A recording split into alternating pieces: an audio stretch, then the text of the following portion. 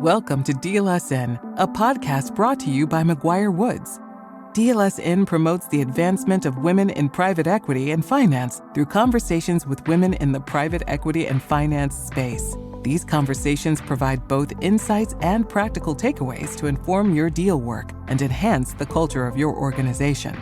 If you're ready to drive the industry toward a more inclusive and diverse environment, then it's time to come to the table. Welcome, everybody, to this episode of DLSN, a podcast brought to you by McGuireWoods, focusing on women in private equity and finance. This episode, we're going to have a chat among the different DLSN hosts. And to start us off, I'd like to introduce two new hosts to our team, Kelly Wray and Casey Nelson. Kelly, why don't you start with a brief introduction? My name is Kelly Wray. I'm in the Dallas office of McGuireWoods. I practice in the private equity group, and I focus my practice on corporate and transactional matters, including representing traditional funded private equity sponsors and independent sponsors in their acquisitions and day-to-day business. I have been with McGuireWoods for about 2.5 years, but practicing in this area for just over 6. Great. And Casey? I'm Casey Nelson. I'm a senior associate in the McGuireWoods Chicago office. I am in our debt finance group, and I came over to McGuireWoods about 1.5 years ago. So I've been doing this for about 8 years, but just with McGuireWoods for about 1.5 years. Well, welcome both of you guys. It's great to have you on our team. So this week's episode is going to focus on lifestyle choices and career trajectories for women in private equity and finance. And some of the references that you'll hear are from the NCBI, Harvard Business School, Gallup, Fast Company, Medium, and Popular Science. So one of the first things we're going to talk about, and Phyllis, if you don't mind leading this section, it's the sandwich generation. So first of all, Phyllis, what is the sandwich generation? So the sandwich generation is really the concept of the generation people mostly in their 40s and 50s who are sandwiched between taking care of their own children and also taking care of responsibilities with their aging parents. And in some cases, even some of them are taking care of their children and their grandchildren as well. So they're sort of sandwiched in between two generations, obviously with lots of responsibilities from a family standpoint, but also in terms of their careers, having their jobs and their careers. So being pulled really in multiple directions, all of which, are essentially are equally important. And for women, just because of the traditional roles that women tend to play with taking care of children as well as taking care of elderly, some of the issues that come up sort of fall disproportionately on women, and particularly with women with leadership roles, because when you're in your 40s and 50s, a woman in her 40s and 50s in her careers can be very senior, will be very senior in whatever organization she's at, maybe running the organization. And so really gets pulled between running an organization, taking care of management responsibilities, and then just taking care of family as well. So you mentioned the Fast Company article. It talks about some of the increased risk that women face when they're juggling the various responsibilities, their increased risks of burnout. And there's just a lot of, I think, unique issues that come up when you're a part of the sandwich generation, because when you get into those positions, you find out that it's finding the resources, it's finding good resources, first of all, and then finding good people to assist with taking care of children, taking care of elderly. That's a completely different skill set from taking care of children. You might feel comfortable leaving your kids with your 15 or 16-year-old babysitter, but you won't feel comfortable necessarily leaving your elderly parents and their health issues to the 16-year-old down the street, right? And so there are a lot of additional issues in terms of resources that you're looking for. I think there's a different level even when you're dealing with caring for elderly trust issues, because you want to find, in some ways, elderly population can be more vulnerable. And so you want to find caregivers you feel like you can trust and depend upon. So when they're taking care of elderly. So in a nutshell, that's kind of what types of issues sandwich generation are facing. And currently, like right now, I think there are different ways that the workplace deals with those issues or thinks about those issues. In some ways, I think the workplace is much better, certainly, than it used to be. But in some ways, there's still some issues that are still out there. My own personal belief is that hybrid work schedules really work well. And having those types of hybrid work schedules and flexible work schedules are one way that certainly one of the things I think women can really take advantage of and use to help mitigate some of those issues that come up. I think management at companies can have policies in place that reinforce those types of policies. So you could have a hybrid work schedule, you can have alternative work schedules, those sorts of things. But I think companies and management need to be careful that their policies don't otherwise contradict those types of policies. So if people do have hybrid work or people do have alternative types of work schedules, those people are still getting promoted, for instance, and the people that work in the organization see that those people are still getting promoted. So there's a certain level, I think, from company standpoints where if you do have these types of policies, there needs to be some transparency and visibility of people actually using those policies, but also that those people are not being punished or so to speak, for taking advantage of those policies. I think it's a tough issue, and frankly, it affects men and women, but I think disproportionately, a lot of the responsibility falls on women. So we just have to be just more attuned to being aware of those types of issues, and just not discounting that just because someone's taking care of elderly or family members, that's somehow not a relevant issue in the workplace.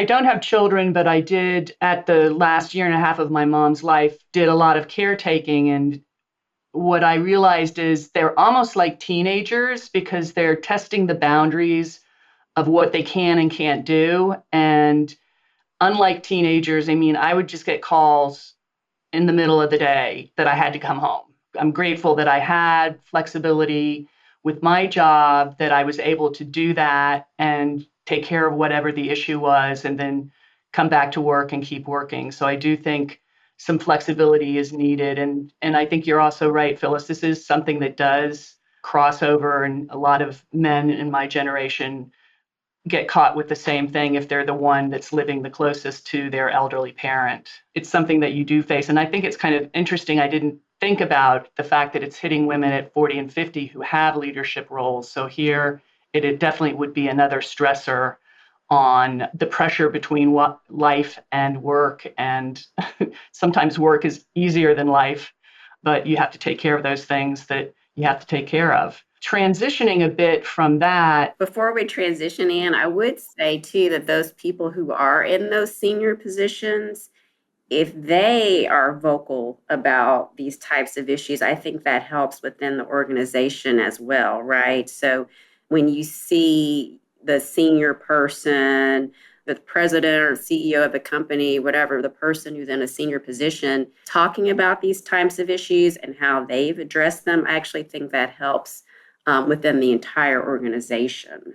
Yeah. And can I chime in on that actually? Yeah, please. So as an associate, as a more junior associate, I had family members that had severe health issues. And I felt at that time as a junior associate, like I couldn't take time off. One of my family members had to have brain surgery. And so I felt, hey, I shouldn't take time off for this. The doctors are saying this should go according to plan. And it very much did not go according to plan. My mother is fine now, thank goodness. But at the time, it was a pretty harrowing experience. And just in terms of what I looked for in management during that experience is just being able to have someone I could go to and tell them what was going on and have it just be that one person and not have to communicate this story over and over. I relied upon that one partner to kind of go to everyone I was working with and explain, hey, listen, Casey's got something going on. She needs to transition off. What can I do to help make that happen? And that simple act of kindness made my life so much easier. As a women, senior women in these roles, while we're dealing with a lot of these situations ourselves, I think it's important to recognize that the people who report to us might be going through similar situations, and it's important to be someone that people can come to for help. That's such a good point, Casey.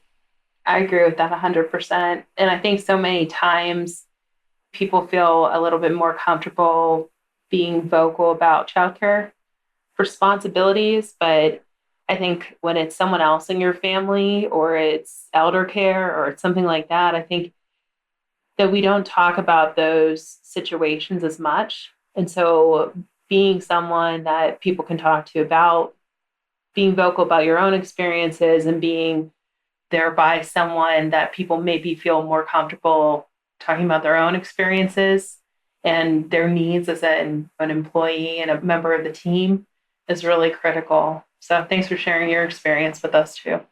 Yeah, I mean, Casey, I totally get what you're saying when you talk about being able to tell one person, because it does get just emotionally exhausting to have to tell the story. And I think as women, we also try to assure everybody that we're okay. It's hard to say, I'm not okay. So having one person as your go-to person, I think is a smart idea and a tip for anybody listening to help navigate through these times.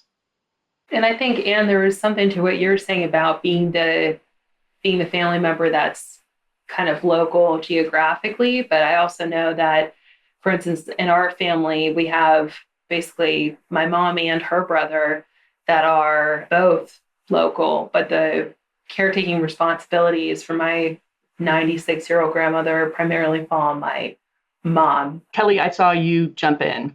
Yeah, so just to build off of what Casey was saying about the benefits of having the one point of contact and really having to explain your situation the one time and then let that person take it forward. At one of my prior employers had a program that I thought was really smart in that they had established a new parent mentor for people. So anytime someone was coming back from parental leave, they were given a mentor who had children of their own and had been through the process of what's it like to work here and also have children and establish that balance. What are some of the lessons that were learned?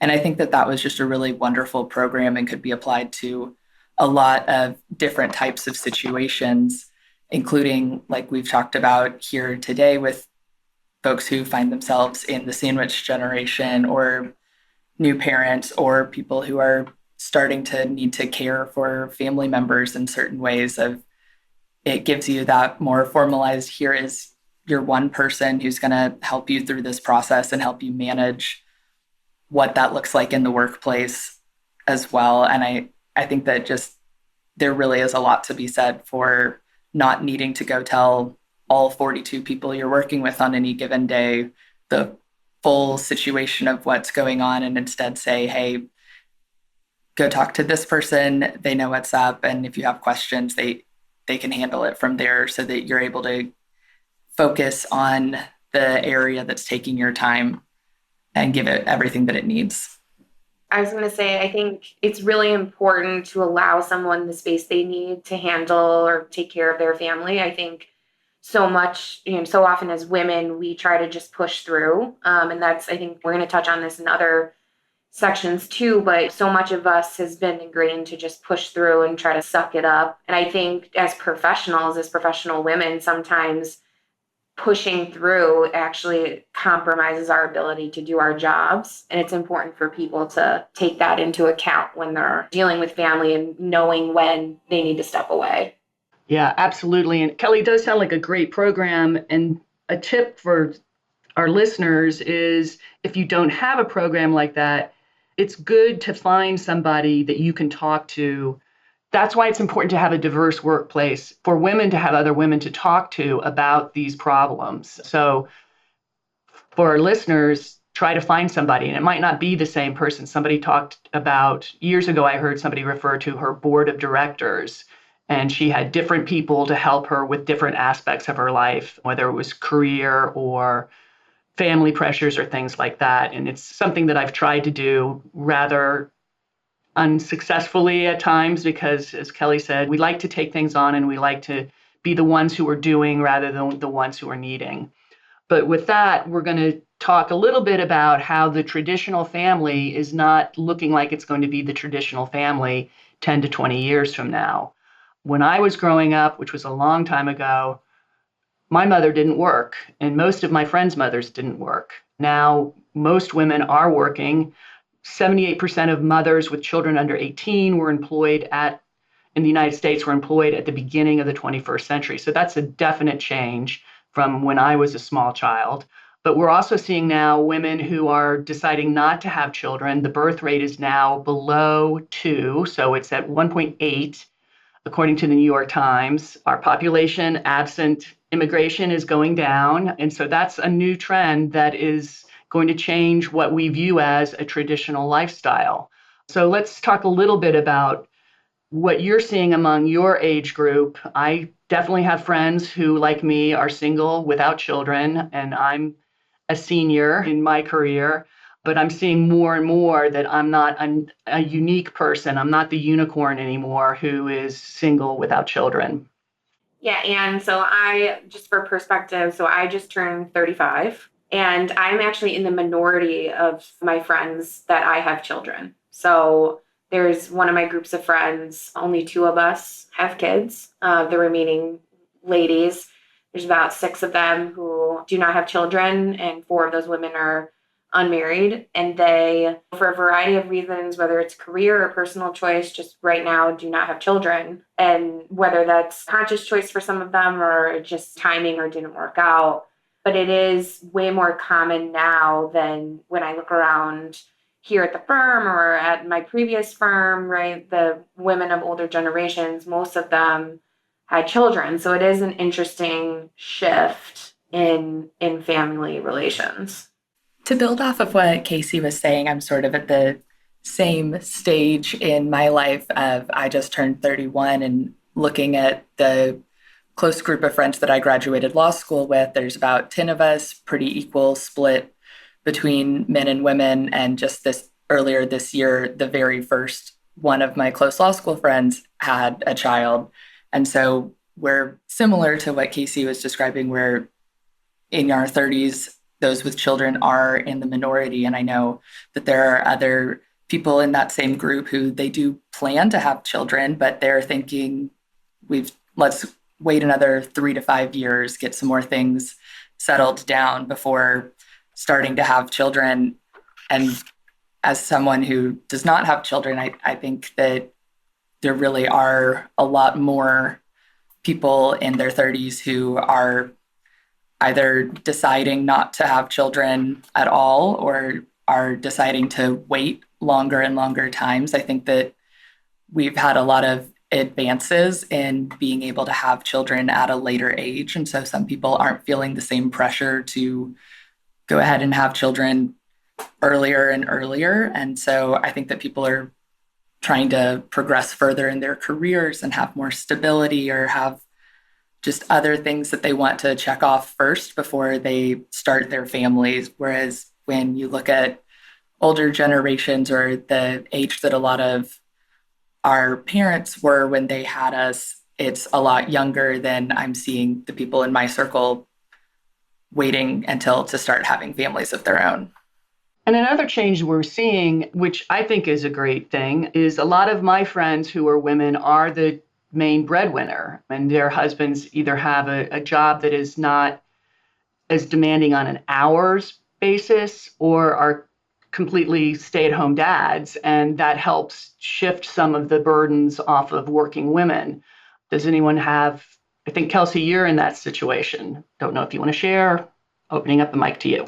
I appreciate you asking that question, Ann. Yeah, I'm the primary breadwinner. My husband was raised by a working mom. I mean, he's a huge help. I mean, he and I are really a good team.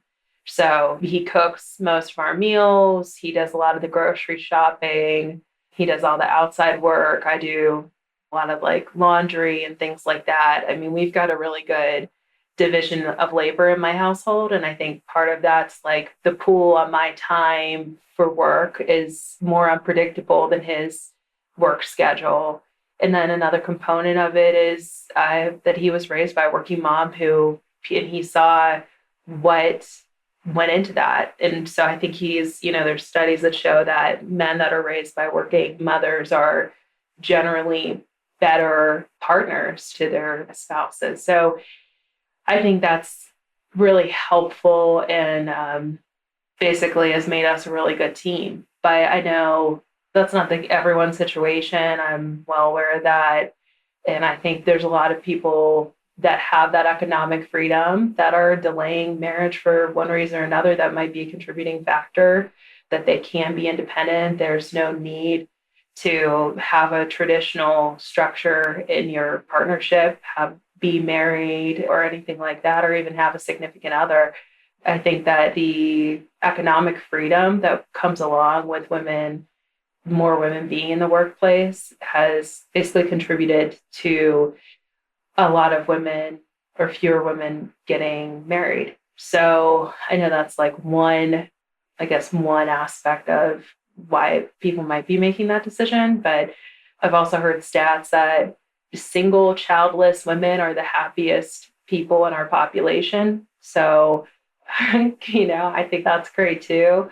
I think it goes back to what Ann said is when we say we need diversity in our leadership, I think that means diversity in the way you're living your life, as well as diversity in background, diversity in gender or sex, diversity in race, ethnicity, nationality, religion, because no one can understand what someone is going through, but having representation in leadership is really critical so that people in similar situations to you are available as a resource to you, hopefully when you need them.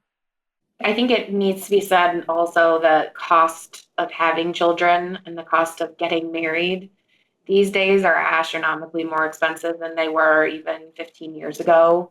I mean, I have professional female friends that go to get married and the bill for that is more than they care to spend. I think we all know people who have chosen to either delay their marriages and notwithstanding COVID, right, but delayed their weddings due to cost. And I'll be the first to tell you that the cost of having children is wild. I mean, you spend more on childcare than you would on a mortgage right now. And I have many friends that live in the city of Chicago that can't even afford to buy a home right now. So getting married or having children just isn't an option. Doesn't seem like a viable option. It's tough, especially in our major cities, but this issue is going on everywhere. If I could just piggyback off of what Kelsey was saying about there just being in the workforce now, there are so many different types of situations.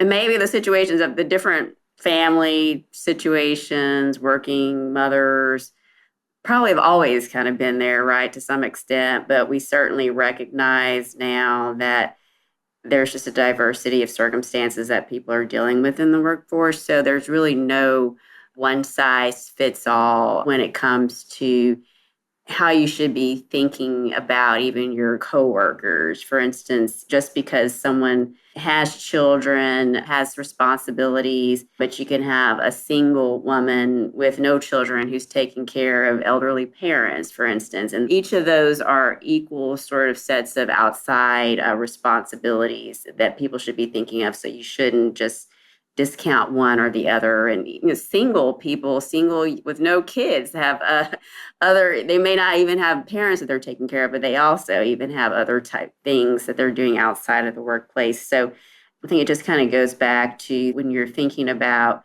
your coworkers or giving out work assignments or projects and things like that, there should just be some recognition that one group shouldn't be treated any different from the other, right? Or you shouldn't assume that someone's going to have more or less availability because who knows what people are dealing with outside of work.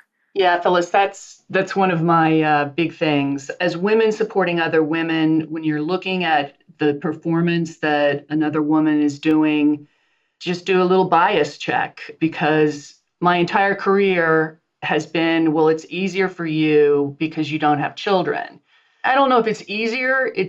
I value my time away from work as much as any mother values her time away from work. And it's as precious to me as it is to any mother. And when work comes crashing in and you were working long hours and have very little time to get anything done, it's as stressful on me as it is on anybody else. And so there's not a caveat that applies to somebody who doesn't have children or to somebody who is single. Somebody talked about allowing people time to go home for dinner. I mean, I think everybody should have that time. Yeah, and I can speak to that. So I think, especially for our junior associates or analysts, there's this expectation that if you don't have children between the hours of 5 p.m. and 7 p.m., you should be available. Whereas women, or frankly our male colleagues, if you have children, there's kind of an unspoken expectation that, well, those folks that have kids will be tied up between those hours. And I think as a professional woman with children, I think that the associates who don't have children should be given the same latitude, whether it's to attend a yoga class or to go to dinner, cook yourself dinner, right? It is, I mean, in terms of checking your biases, it really is an issue for associates that maybe don't have children or don't have parental care responsibilities. They should be able to live their lives between those hours as well. And I think too, Casey, just to add on to what you're saying, I think that too many people have this concept of, okay, well, yes, everyone should be able to take a dinner break or whatever, but I wasn't able to take a dinner break, or, that typical argument of, well, it wasn't like that for me, or whatever it is. But isn't the point of rising in seniority is that you have the opportunity to make people's lives that are working with you maybe easier or more livable or than maybe your experience, right? Having the opportunity and the privilege really to have a little bit more seniority and be able to give people the space to take time for dinner or to do something for their health or to go on a walk or whatever it is. I mean, all of those things, anytime I take a break like that, it's so critical to my perspective when I come back to the work I'm doing. And I am so much clearer headed.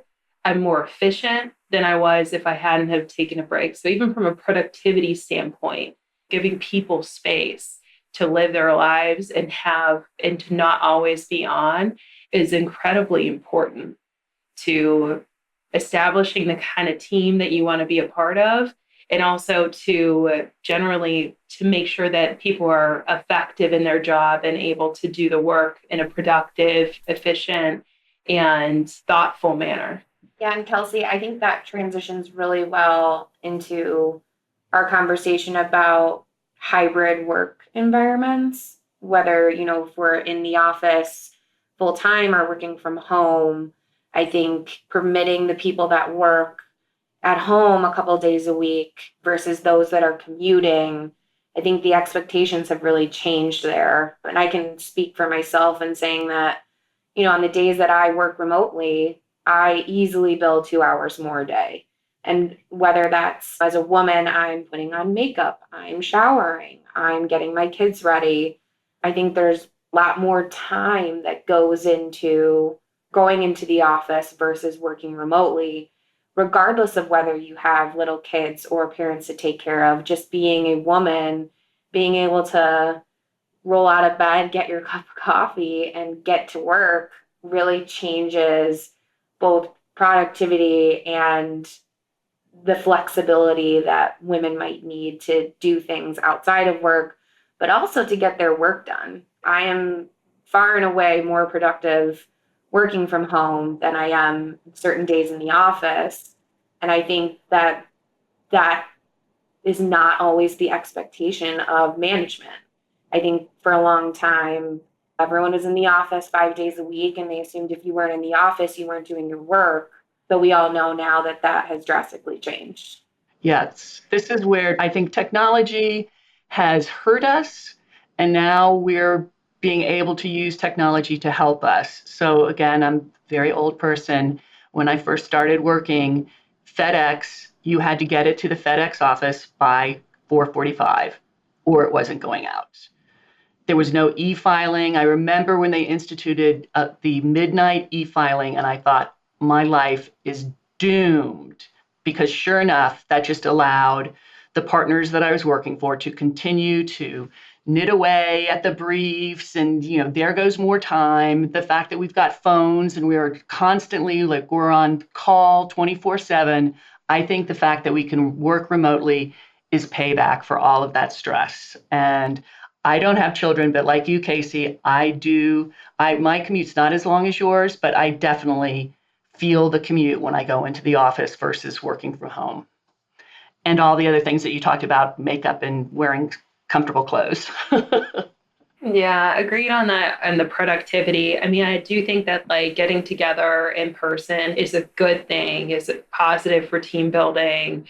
But I also think that the flexibility in being able to work from home some days of the week, I mean, part of it to me, I've always thought about how for, and this is obviously a generalization, but for so many generations, the public sphere and going out to the office was a male-dominated sphere. And the private sphere was a female-dominated sphere. And then when you have women going into the workplace, you have basically, they are existing within two spheres, but they're separate. It's a dichotomy. But technology allows us to layer those spheres basically on each other, right? Like you can be doing and not that these should all be female responsibilities, it certainly shouldn't be. We've seen statistically that disproportionately caretaking responsibilities, household work, even some of the administrative work from our office jobs falls on women, right? So to be able to do overlapping tasks and to be able to throw a load of laundry in, be on a work call, take a work call while you're on a treadmill walking, you know what I mean? If you don't have to be in front of your laptop, be able to do the things, receive a package, have a service person come to the house that you need to do in your daily life while you're still getting your time in. Even taking that non-billable time, you're not at losing 2 billable hours for your commute into the office. That's huge, right? You're still being productive, but you're able to kind of do more things in your life and take care of more things at the same time. I just think that's really critical and probably benefits women more than working women more than any part of the population. I just wanted to point out too that pre-pandemic, people may recall that a lot of companies, or some companies actually did go to a hoteling model for their offices where people didn't have an assigned office, especially for like consultants and those types of jobs where they weren't necessarily, because they were on the road, right? And so companies went to more of a hoteling model where people weren't on the road or working from home. They had a space that they could check into in the office, but it wasn't a designated space. They may not be in the office the rest of the week, that kind of thing. And so it's interesting to me that sort of pre-pandemic, there was a lot of talk about that type of model for working. Then when the pandemic happened, obviously everyone was at home. And even people who thought that they'd never be able to work from home were able to work at home and be very productive. And then coming out of the pandemic, where we're at now, we still have the sort of hybrid model where people work from home versus going into the office. Some places have mandatory days in the office and work from home the other days. But I just think it's important for summing up kind of these types of issues that we've been talking about for women and promoting women in the workplace. I think it's important just because now that we've come out of the pandemic and people shouldn't think of going to the office as something bad and being punitive, but we also should have policies where not going into the office or working from home is not penalized, right? And so I think it's just important for management and senior leaders when you're thinking about your hybrid policies, your work from home policies, is striking that balance and being careful there, because I think we've shown and statistics show that working from home, having flexible work really helps women in the workplace. Kelly, any comments? Yeah, I think that just the flexibility is such an important aspect that can really make or break a workplace, that there's so many people who would love to be able to continue in their job, but they have to be able to balance it with competing factors in their life. And it's in the outdated prior model. I think that there are a lot of people who would have been people, and disproportionately women, who would have been wonderful additions to the workplace, but who were sort of left behind by a model that didn't allow for the flexibility for them to both work the job and also attend to the matters that were necessary in their own lives. And I think that I see so many people who are able to have some sort of hybrid structure with their work, or just more flexibility in how, when, and where they're getting their job done, that allows them to continue to be a productive member of their workplace while also attending to competing demands from their personal life. Yeah, and I think too, just from a management perspective, I know as a senior associate that has children, I have partners that have called me in the evenings, and they'll say, "Oh, sorry, didn't realize the time. Do you want to call me back once your kids are settled?" And even just that consideration means the world to me. It takes the stress off my shoulders of trying to, run out of a room to run away from screaming children. Just that understanding that right now just might not be a great time to chat.